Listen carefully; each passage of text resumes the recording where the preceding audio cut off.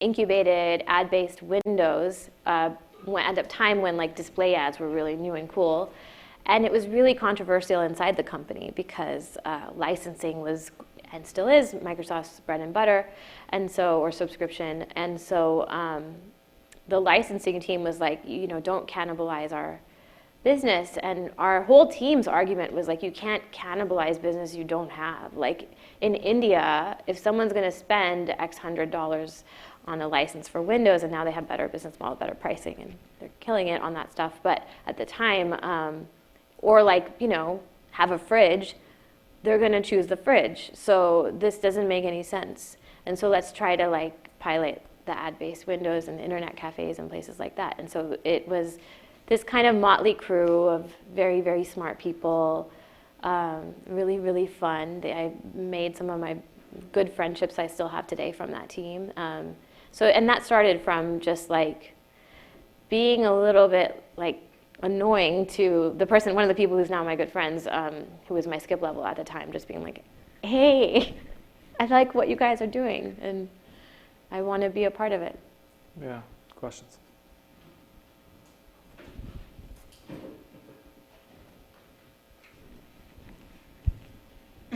Hi, my name is David. Hi, David. What kept you from getting disillusioned with Microsoft, especially in that time, in that period when you weren't being actively managed and whatnot, and looking for a job elsewhere and going to a different company that maybe would have treated you better than it sounds like Microsoft treated you?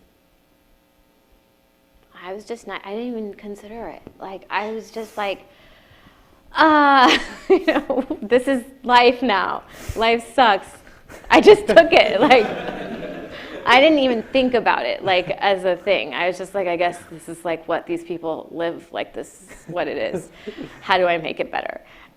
Now I think, you know, people are much wiser than I was at that time. Like, I see people who are early grads, they see everything, they like know everything, they have higher standards than I had. It's truth. I don't have a better answer for you on that one. Yeah.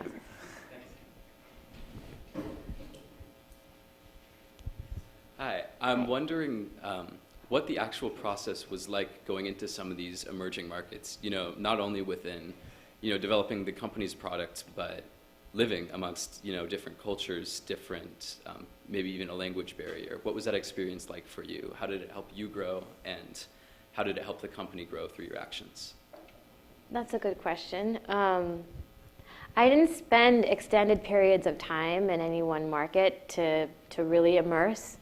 But I do remember one trip that was an ethnographic research trip that I got to take in India, where we went to Delhi and we visited schools and we met with teachers, and I think one thing that,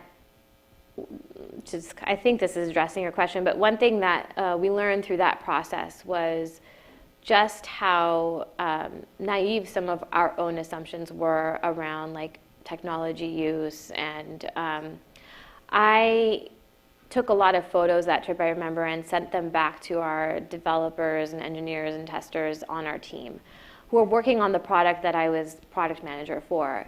And through that trip, it became clear that the product we were all trying to make successful had actually a weak value proposition, like really, not just to use the word, but it was that the hypothesis was that if you buy genuine Windows, then you get this product steady state as a value add, no additional charge, free of charge. We didn't say free, we had to say free of charge.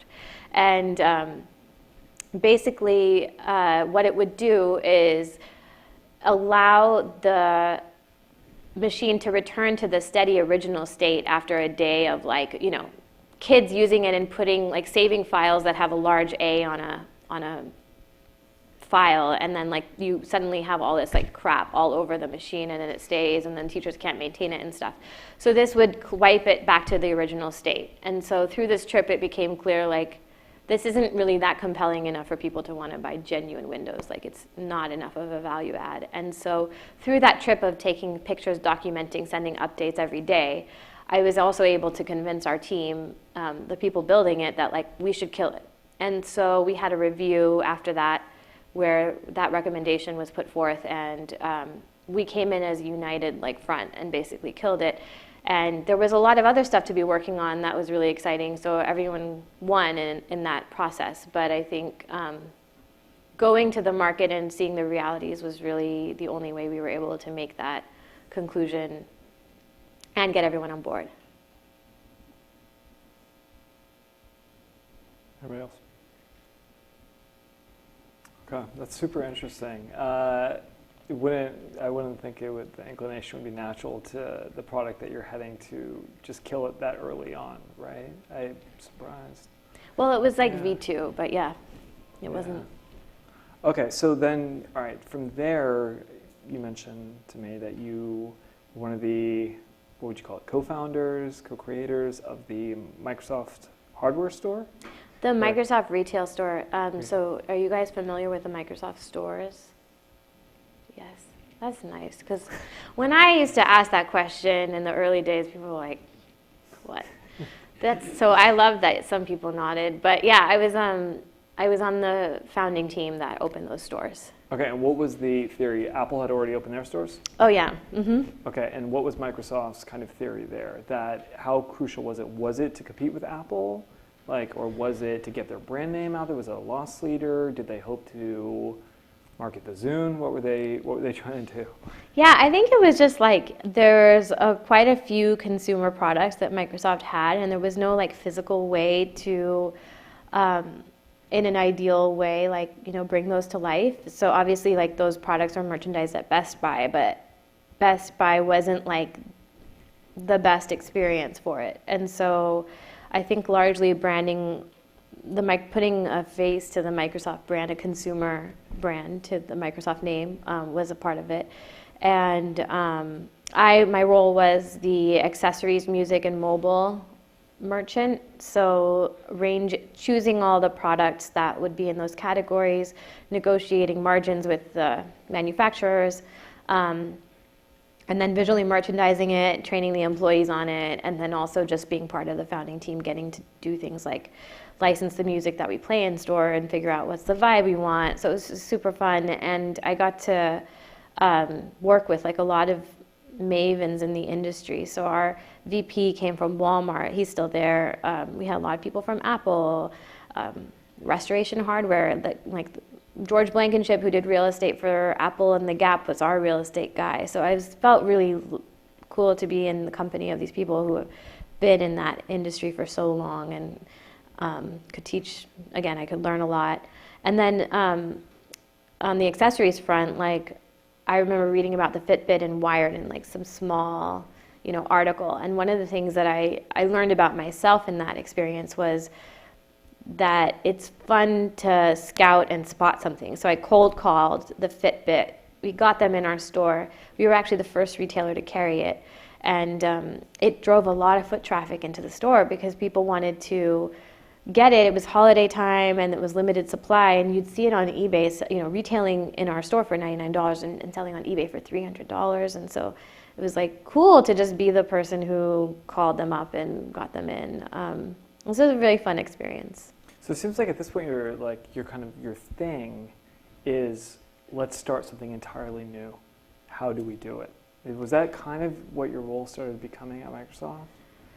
I don't know. I mean, I think it was only in hindsight I can do that pattern matching. But at the time, I just found that I would get excited about the building, and then once it was a little bit over that hump, I just wanted to do something new, not realizing that was why. But I think you're totally right about that being the case.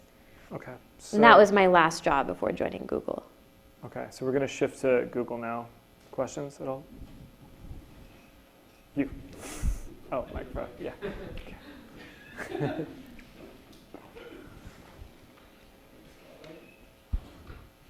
So what made you attracted to Fitbit based on just the article that you read?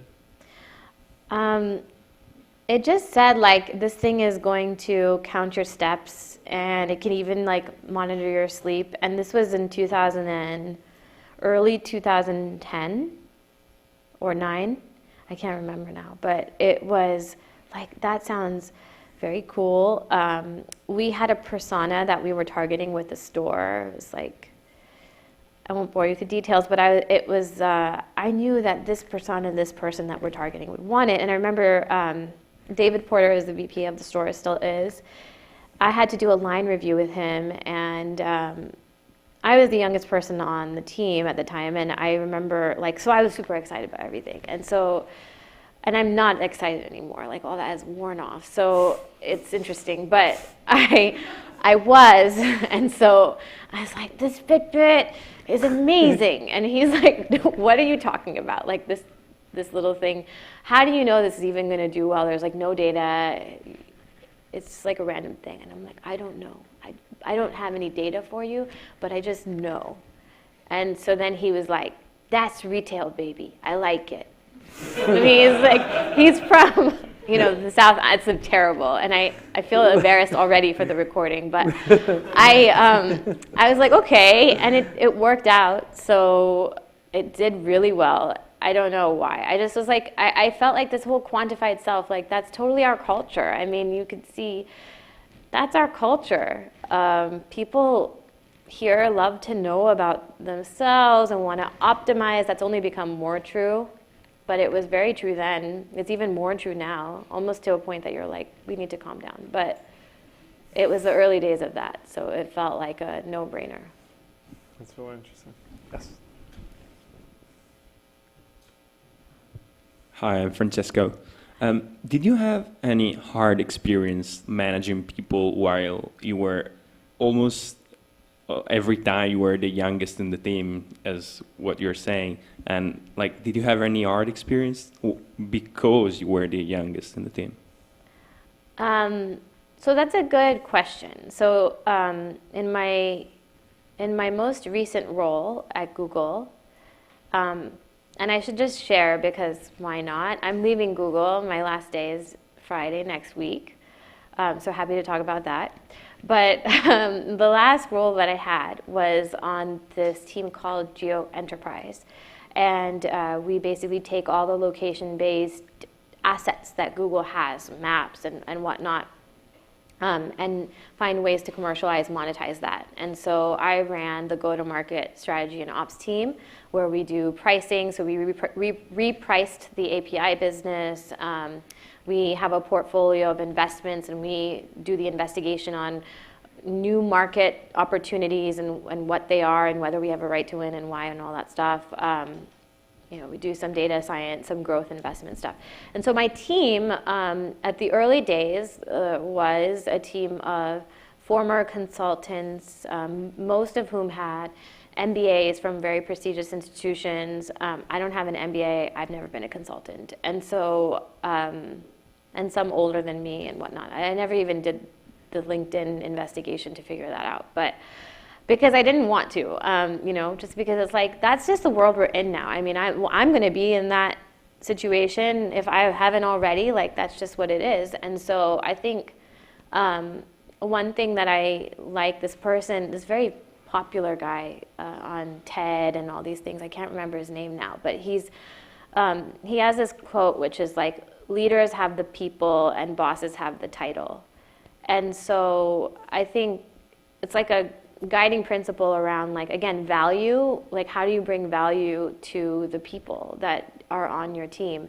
And in my case, it's I'm going to learn from them around some of these market investigations that we have to do.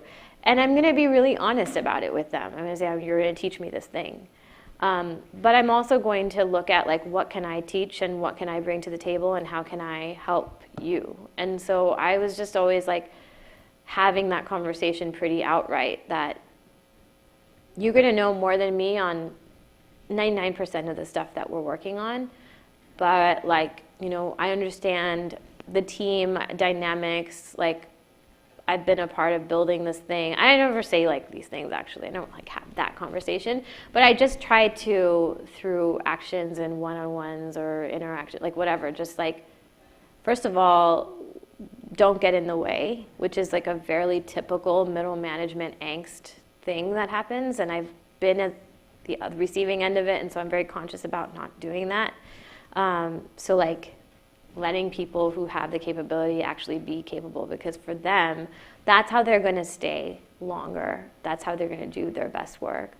So just like figuring out, but also like I try to notice people closely, so that I can have an insight about like how they're working and how I think maybe that could be better. And I'm coming at it from a place of like, I care and we're equals. And so it doesn't ever feel, it's like always positive intent, always I have your back. Then it's like, I think those things go away. Any other questions?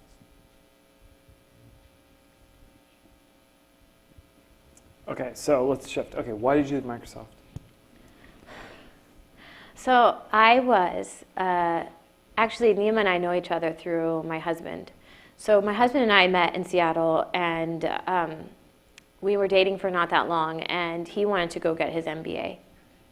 And so he was applying, and I had been at Microsoft for 5 years, and I told myself, if he goes to New York, then I will consider leaving and like doing something different. And he went to New York. He's like, that was during the application process. That's when I told myself this. And then when he chose, he's like, hey, I'm going to NYU. So then I was like, damn, I guess I should like take myself seriously and do something about this. And so then I said, okay, if I get a job fairly easily that's compelling, then I'll probably take it as a sign. And my friend referred me to Google, and I had the offer in like a month. And so then I was like, okay, I'll take it. And I don't think he thought that, we were just like, oh, we have to break up, it's sad. And then he's like, I wish you were here. And I'm like, yeah, I wish I was too. And then one day I'm like, hey, I got a job offer from Google, New York. So like, I'm coming. And he's like starting his MBA thing. We hadn't been dating that long. So he was kind of like, oh, that's so great. So it was bad for like the first year and a half. And so it started to become like, the math isn't looking good. I remember I was like, we've had one good year, 2 bad years. Like, should we call it? So anyway, that's why I joined Google. So for reference, I was in New York at the same time. And I can tell you, getting a job at Google in that building in Chelsea was the most coveted job, I swear, I think, in like New York. Everybody that was in grad school was trying to get a job, and 0 people did it. Oh, man. And like it's kind of hilarious to hear you so casually did it, because you thought about like maybe moving in with your boyfriend or whatever. So that was an insanely hard job to get. Thanks. Yeah. No, I mean so I was promoted 3 days at Microsoft 3 days before I resigned. So it was like group product manager to product marketing manager for the ads business. Group product manager, like making calls on the retail business and all this stuff, to you're going to make less money and be less seasoned, like less of a title and all that stuff. And so it was like a hard adjustment just from the perspective of, leaving all that and then coming to a role that, wasn't quite a fit. Google has been an amazing experience and really always, but it wasn't really a fit, that one. And then he and I were not. It was hard in Manhattan. I mean, business school in Manhattan. It was like a recipe for like, this is going to be bumpy, and it was. So it was a real rude awakening. And then New York from Seattle, I went around looking for an apartment the first week I was there, and this broker tried to bully me into signing a lease on some shithole. And I was like, I think I need to think about it. Because again, you were asking like, why didn't you just leave? It's like, again, I was like, I guess this is what it is. Like, let me think about it. And so he's like, well, I don't think we have the time. And I remember going to like some cafe, and I was like crying. So it was all a big adjustment, basically. And then the job I didn't love. And so I remember saying like, it sucks. It's really not nice to be bad at something you don't even think is worth trying to be good at. So it turned into something better, but yeah. Which is what? It started out as what, and then became what? Everything turned into something better. So obviously, like, Vin and I got better, and we took a lot of time apart, and it ended up working out really well. It's great, but like the job also got much better because I took the lesson learned from the first year of Microsoft and tried to just do good work, learn the thing. I got to learn about the ads business, which was a really good thing to learn about at Google, and met really wonderful people who are, again, still my friends, and had a great manager who's now like one of my mentors, all of that. And then that momentum made me do well, like kind of have a good track record, get credibility, and then start thinking again about like, what is it that I want to be doing? And serendipitously, that's when I learned about the need to build Google branded accessories for our phones. Prior to the phones being as invested in as they are now, there was the Nexus phone, which was a reference device at the time. Retailers wanted to carry it, but the margins were really slim, and so accessories make those margins, make the basket margin greater, and manufacturers weren't making the accessories because the volumes were so low because it was a reference device. So we had to do it. And like luckily I met the person who was hiring for this role. I had the experience from Microsoft, and I kind of pitched, here's what I would do day one. They said move to Mountain View. Things were on the mend with the guy, so I was like, I'm not moving to Mountain View, but here's what I will be able to do, and that's how that job took off, and was a really good experience again because it was going to China, like managing a development process, figuring out forward reverse logistics, pricing, selling it into Best Buy. So really multifaceted experience. And, at a time when that effort wasn't so big, where each person was doing one of those things, I had the ability to do a lot of the things. So that was fun. So was this another thing that you kind of built from scratch? Yeah. Okay. I guess interesting for me, when you want to build something like this from scratch, what is your mindset? Where do you start? What are the first things you think about? I mean, make a plan, not make a plan, talk to people. Like mentally, where do you even start if you want to create something from there? So with accessories, I felt like I was like a swindler because I was like, I was a buyer of accessories. I was not a maker of accessories, very different things. But what did those people do? And it was like they had a design, they got a prototype, and learning about that stuff. They're, again, like at a place that's big like Google, there are experts in these areas. You just have to find them. So that's why I never say like I've built something like you would at a startup. Like when you are within a big company like that, it's very different, like because you have the resources, both in terms of money and in terms of expertise. So the one way that I was resourceful was in searching for the experts. So there was a guy named Wayne who had come from Apple, and he knew about manufacturing in China and how to like suss out a good manufacturer. There were people in compliance because obviously when you're having things manufactured, you want to make sure that like everything is compliant and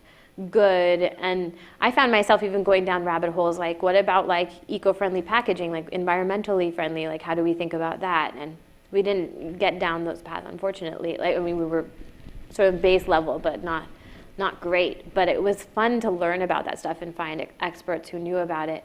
So once that started, like that kind of becomes a snowball, and then those people know someone else, and before you know it, they're telling you about a hardware development process, and before you know it, you're making a slide to go tell your boss, this is what we're doing, and you're kind of like, I guess this is what we're doing.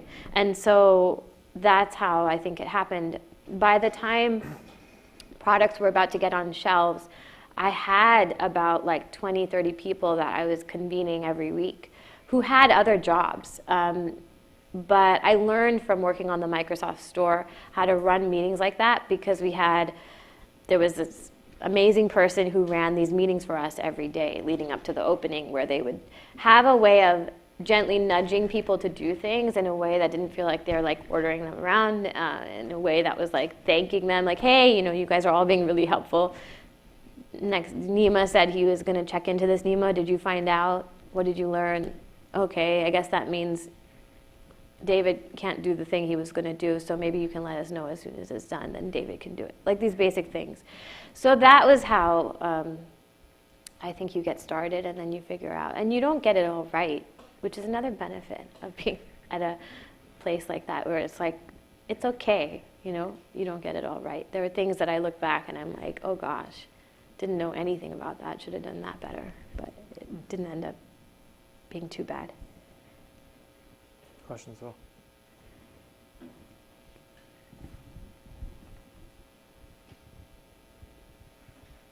It seems like you really know how to play hardball and like negotiations. Like you negotiated the $16 salary. You negotiated that you're not going to go to Mountain View and you're going to stay in New York. How do you like do that? Like, how do you have the confidence to do that, or where did you learn how to do that? This $16 thing was complete BSing. Like, there was no negotiation. It was like a Hail Mary, and it worked. Like, okay. I don't think that I get credit for that one. I'm almost like ashamed, but I just tell you, it's what happened. So that doesn't count. That's not negotiate. There was no confidence in it. It was completely like, I didn't think they would bite, you know? On the not going to Mountain View thing, I think I was just being honest, you know, on that one. I was like, I'm not going to Mountain View, but like, please consider. I think the thing is, like, if you want something like, but you know your terms around it, then you can get creative, you know. And if you can get creative, then things are never binary. And that is something that I think is true in a lot of parts of life, you know, not just work. So I love nuance. I love the gray area. I used to be really black and white. Like, if you're like this, then that. If this happens, then that. You know, in order to get here, I have to do this.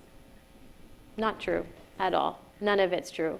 And so I think that when you know that, and then you start to say, well, what is true for me? What are the things that are actually must-haves for me? Then everything else is up for negotiation, rather than the inverse, which is, I think, how I used to operate, if that makes any sense. Any other questions?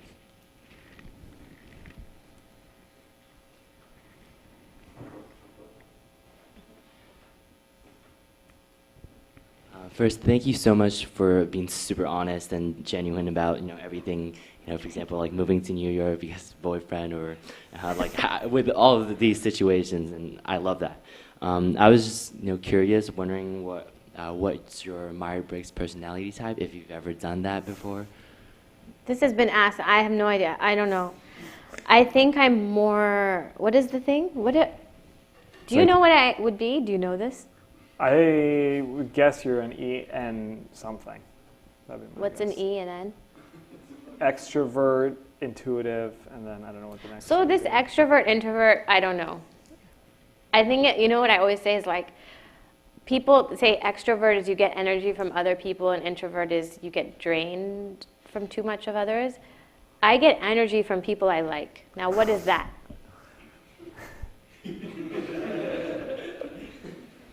I actually don't, like, I fall asleep otherwise, like, you know, so isn't that most people? I don't know. But yeah, I don't know what I am, sorry. I guess you have to like interact with a lot of people to figure out who you like. Then you can choose to interact with those people, the ones you like. I don't choose at work, you know, Oh, you yeah, just, that's true. and so that's why some days you're so tired and other days you're not. It's like that rule is playing out.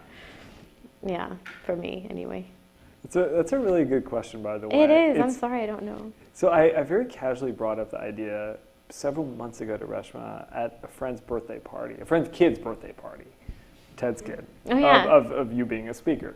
And so, and you were like, well, yeah, wow, that'd be amazing. And so we kind of talked about it. And then we had dinner a few weeks ago, 4 of us. And then Reshma was just sitting there describing her job.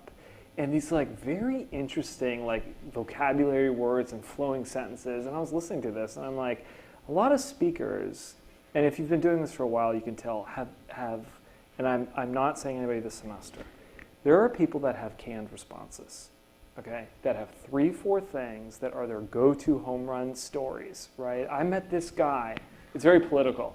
I met this guy who told me, you need to always do this. and then I went and did this thing.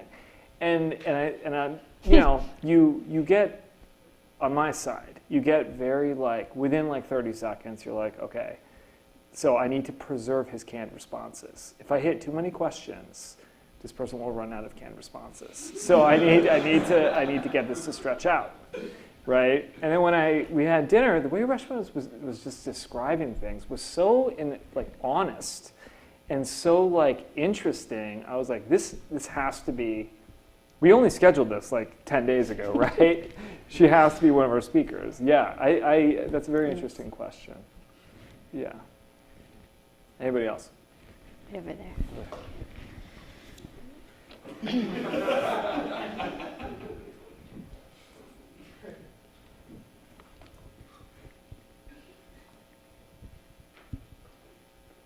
Hi, my name is Nick.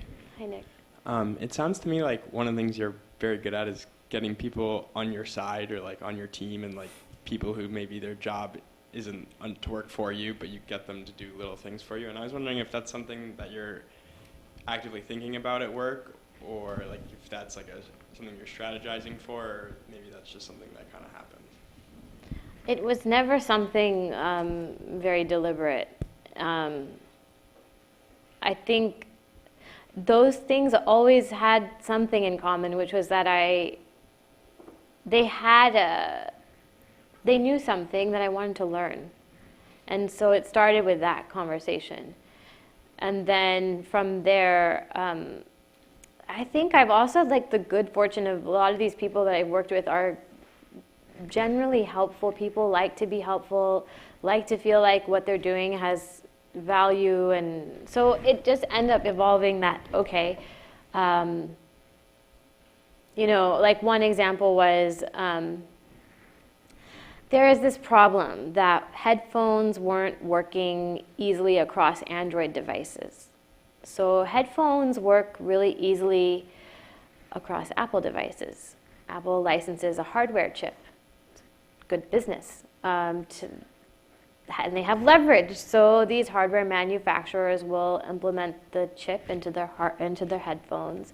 And that's how they know, like, this is made for iPod. You know, you see those badges. I don't know if they still do that anymore. But so we were like, oh, that's very smart. Would never do anything like that. But how do you get that level of consistency given the diversity of the Android ecosystem?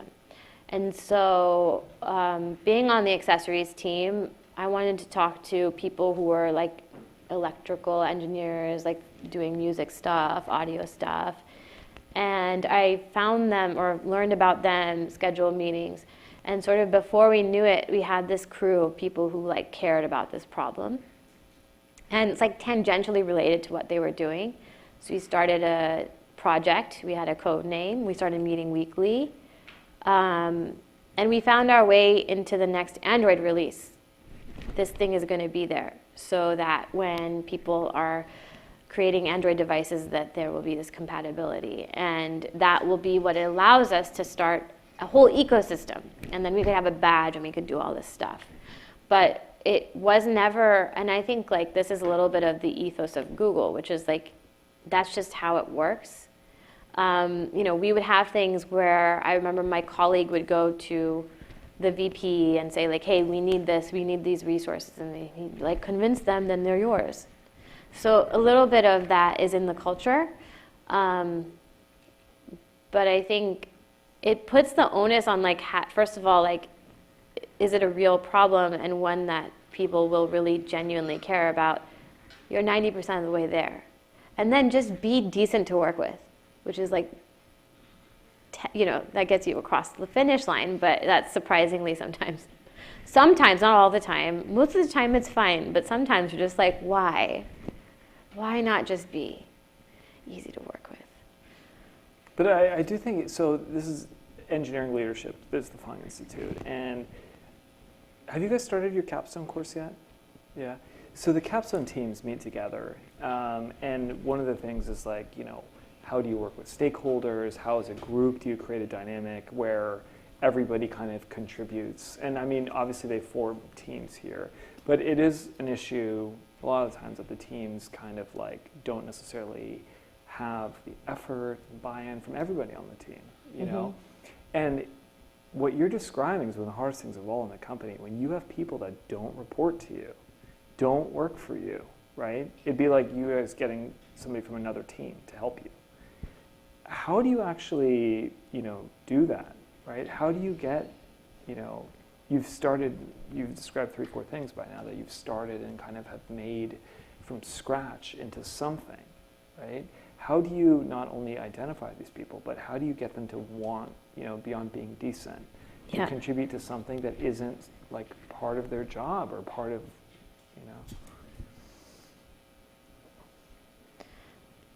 I don't know. I mean, I think on some level, if you create momentum, I think that can go a long way. So you have a conversation and then you actually like send an email that's like, that was a great conversation. Here are the key things that I took from it. Here's the next steps. Do you guys have anything to add? Let's meet again next week. I'll schedule it. And Nima, thanks for bringing that insight on this realities of how hardware chips work.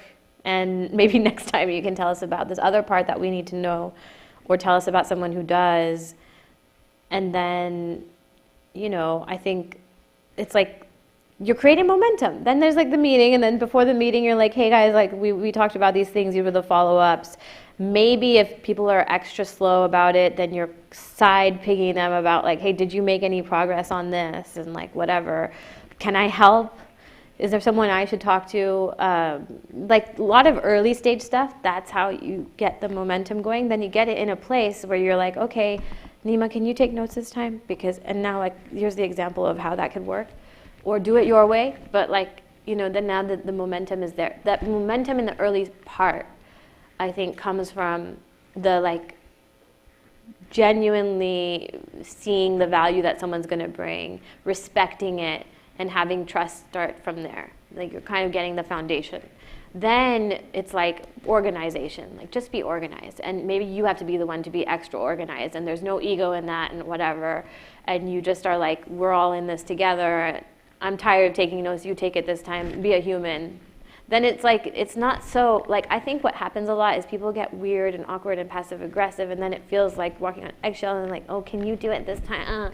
It's like, just, do you know what I mean? Like that kind of like rules and that stuff is just gonna get in the way, I think. But, and sometimes it's much harder than what I'm describing. Like sometimes there's difficult people, or there's just, the incentives are just not aligned. Like I have this thing that I need to focus on. That's like 120% of my time. I have nothing to give you.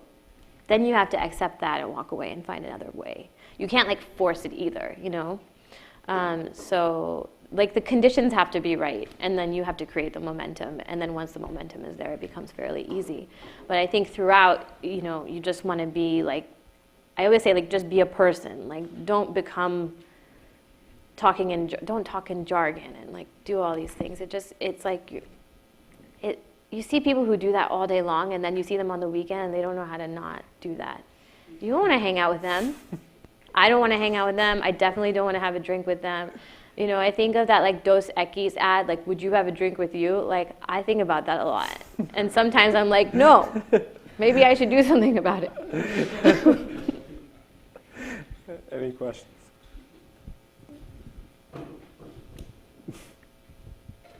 Hi, my name's Tim. How do you decide which problem you want to work on? Which problems are most important? What's your criteria? I get told. No, you get told, broadly speaking, but I think about like, it is a little bit like, I just think if this thing didn't happen, what happens? What is the board? Like, let's say you want me to do this thing. Okay. And I say, okay, if I didn't do it, if no one did it, what happens? Nothing? Not a good problem to work on. Like just basic scarcity kind of approach where I'm just like, because sometimes you also have to make decisions on resourcing. Like if you have limited resources, sometimes you don't have limited resources and there are no constraints, and nothing good comes without constraint. So if you don't have constraints, you just kind of want to fake it even. Most of the time we do have constraints, so it's not hard, but you just say, we have a world with limited resources. We can't do everything. So here's a list of things we could do. What if we didn't do this one, this one, this one, this one? And they all aren't of equal investment, and they aren't all of equal return. So like, it's just a basic, like, what's the upside downside of each one? And then you can make a good decision on like what's worth doing and not worth doing. And when you're looking across a lot, or and you take that lens, then I think you become helpful to people above you as well, because then that's what they have to do. So you're able to empathize with that decision making, and sometimes if it's not happening, also like influence it. There's such an enormous amount of money being spent in Silicon Valley right now to figure out entrepreneurship, right? Mm-hmm. That's the buzzword right now again, mm-hmm. which is like innovation, blah, blah, blah.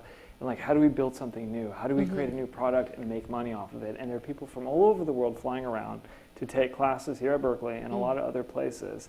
And it seems like you have done this in a certain way. It's not quite entrepreneurship, but you've taken a concept and an idea and just ran with it again and again and again. Like, with resources. With resources, yeah. In a big company. It's different, right? Yeah, it's very... I suppose it's different, but yeah, thank you. Okay, we had 3 hands just go up, and we had another hand go up a minute ago. Hi. You mentioned the fact that these are your last days at Google, and now I'm curious, what's next? I don't know. I have no idea. 0 idea. So you don't have a job offer yet? You're just like leaving? No one's hiring me. Like, it's terrible. No, I mean, I'm not looking. I'm not yet out there. But yeah, I've been there 9 years. So just leaving. I can talk more about it, but.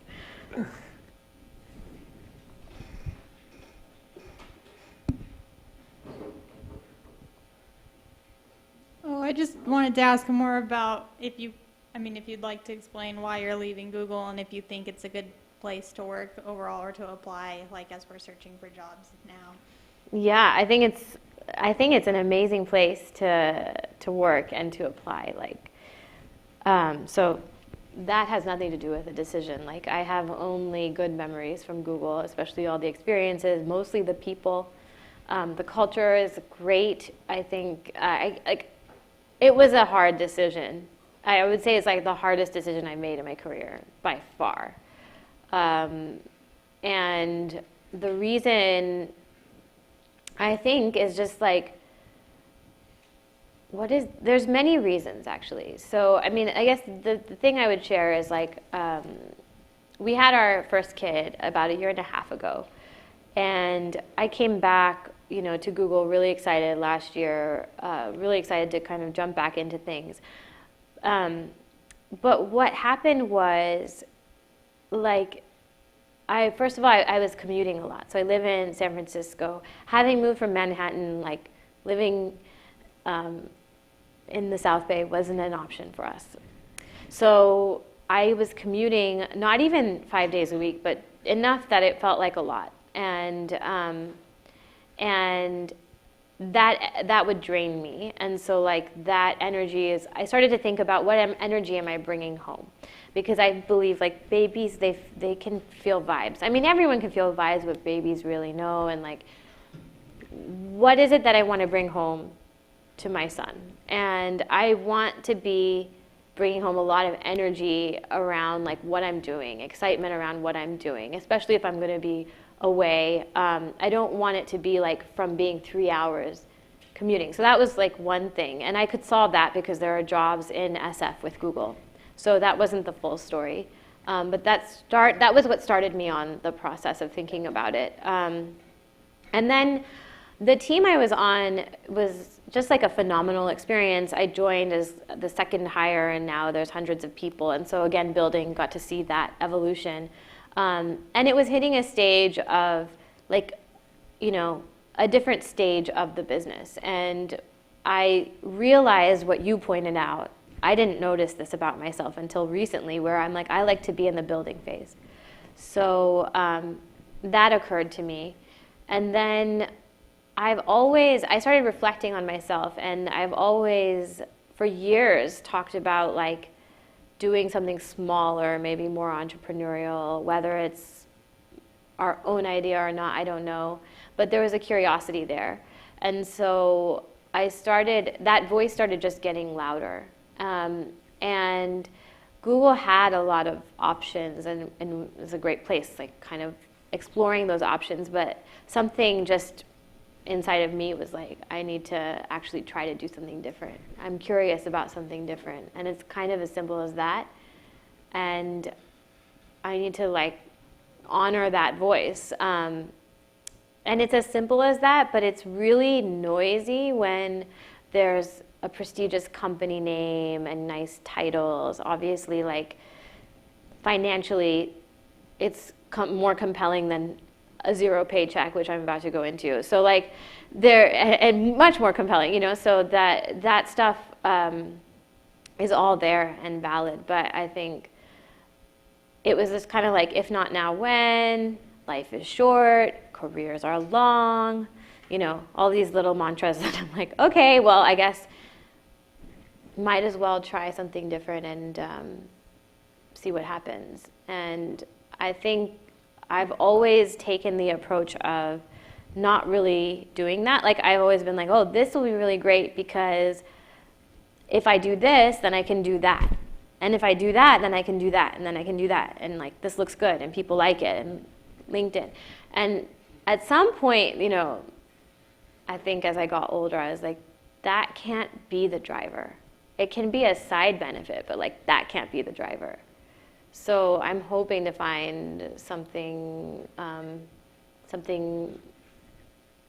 very different, different type of growth that I think I couldn't get at a place like Google, which will be probably doing something smaller, more risk, all of that kind of stuff. But yeah, Google's been amazing. So if you're looking to go to Google, I think you'll like it a lot.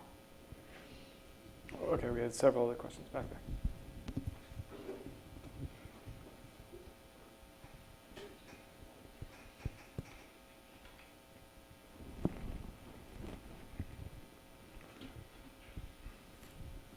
Hello, I'm Basil.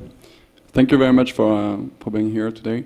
I think you just kind of answered my question, but it's still valid.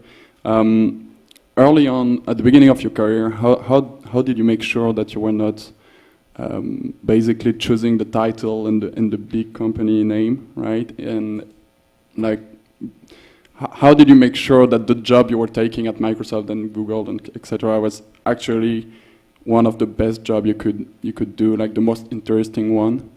How did you make sure that you were not missing out on another maybe more entrepreneurial job? So, I mean, in all honesty, like all the jobs that I took at both Microsoft and Google, I was super excited about. So, I have been a product manager, I've done marketing, I've done business go-to-market strategy. Like, if I was to chase a title, like progression, I wouldn't be so windy about it. And the reason why I was windy about it was because I was like, we're opening retail stores, like that's really interesting, I want to be a part of that. Or we're building out a new accessories business, like let me help do that. We're trying to turn around a decade-old maps business, I want to be part of that. That's totally different. So I do think that was always really genuine with me. But I also wasn't like thinking or analyzing it or ruminating on my decisions too much. Like I was basically like, this sounds interesting. I think I can learn a lot. I'm excited about it. I want to do this, versus an orientation around like, well, what else could I be doing? You know, what else is out there beyond Google that I could be doing? Should I be trying my own thing? All that was like relatively recent for me, and now I'm taking action on it, even though even that action has been really hard to make the decision, because it's a big decision. But I don't think I think you guys have more examples now of this stuff. Like from when I was at that stage, there were, but like now you listen to like how I built this podcast and it's all exciting, and you have all these reference points of what it looks like to do that, and there's so many shapes and sizes to what it looks like to do that I think it can give you the courage and confidence to try earlier than later, which I think is great, you know. And the thing I would say is like I was at lunch today with my neighbors, and I was telling Nima, like, I was like, you know, you're older and wiser, so like I'm going to talk today, and what would you say you wish you knew that you didn't know in, you know, your early 20s? And they're like, well, Rachel, you're the oldest one among us. And I was like, yeah, that's true. But they shared some stuff. And for me, I think the thing was, to your point about titles, like I was assuming the values of others passively without realizing it for like a lot of my career. Some of them are aligned and some of them are not. But I never consciously thought about that, because it gets really hard to do that when it gets like things get validated a lot. So then the word should ends up being a big part of how you navigate. Like, I should want this. I should take this. This should get me somewhere. Like, and so I think that's like a flag of, are you assuming what other people want you to want, or are you actually like weeding through it as you learn, as you take on new challenges, and you actually check in with yourself in like a real way versus a jamming it down your throat way? Did that make sense? How would you do that though, if maybe like you don't even know where to start, right? I would say for, you know, we talked about this earlier before you came up here about what advice you wish you had known when you were younger. If you don't know what's out there or what's possible or what your key interest is, how can you find it without just thinking about, I should do this, or other people say this is the best thing, right? So, I mean, I think, again, like curiosity pays off here. Like if you listen to podcasts, you read books, you try little pilots for yourself. So I took some time off and I got into a little bit of like advising some friends who have startups. Can I advise them on go-to-market or marketing? How is that? Is it fun? Am I learning something? You know, you start, I think if you have the intention of kind of like figuring it out, and you release like the pressure and expectation on yourself that you should know the answer by X date, because that's all crap, then I think you have a shot at like getting somewhere in a meaningful way. I think when you, you know, you're not curious, you get into a rhythm, it starts to feel like inertia, you're being super passive about it, you're doing like what I did, which is like, this is how it is, like, you know, that's sort of a danger zone. And then when you're also being like, I thought I would know by the time I'm 30, that's all crap. So you're not going to get, it's going to be, that's a blocker. So let go of that stuff and just be a curious person and be aware of how you feel about stuff, and are you really liking it, and is it really interesting? How's your energy around it? Are you feeling drained? Do you feel like an extrovert? Do you feel like an introvert? Like, why is it? Is it the work or is it the people? What about the people? Do you want to be like them? Would you have a drink with them? Would you have a drink with you in this context? Those kind of things help me. So I think like that's what I would say is like, that's the new stuff that I'm doing now that I didn't do. Okay, we probably have time for one more question. We had a few hands up in the back. Yes.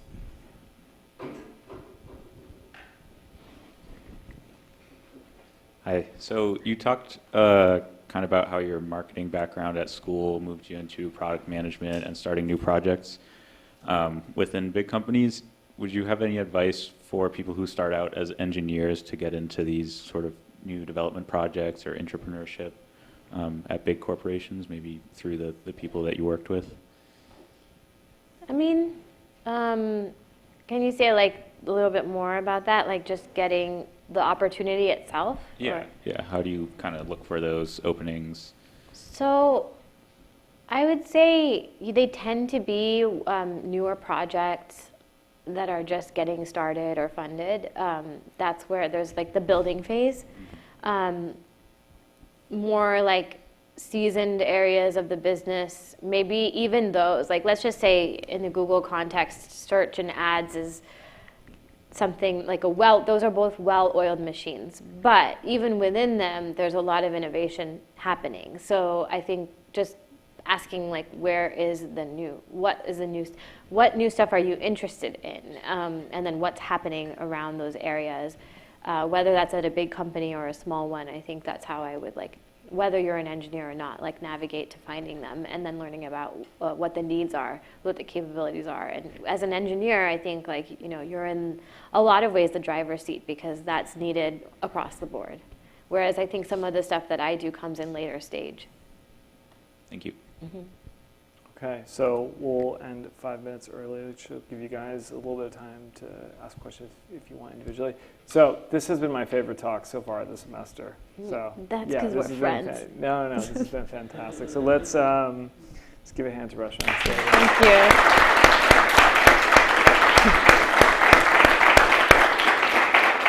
It was fun. If you guys have follow-up questions, you can find me on LinkedIn or through Nima, and I'd be really happy to help. Fine. Go through LinkedIn. Yeah, I want 30. I'm sorry. 50 emails, no thanks. So, yeah, LinkedIn. I'll have time on my hands. It's funny, I always tell the speakers, I'm like, don't say that, you're going to get 50 emails. But that's okay. She okay. offered.